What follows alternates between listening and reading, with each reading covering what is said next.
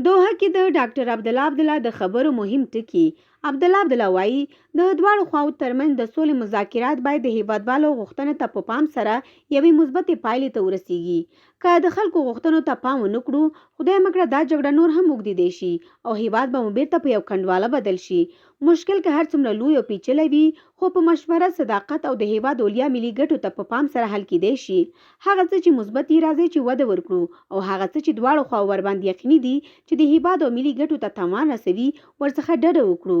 هره ورځ چې مذاکرات ځنډیږي، موږ او تاسې ټولو خلکو ته ملامت کیږو.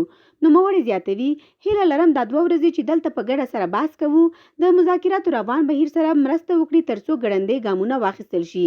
راځئ چې له حاشیې څخه تیر او د مشکل په متن بحث وکړو چې څنګه کولی شو کار ګړندی او چټک کړو.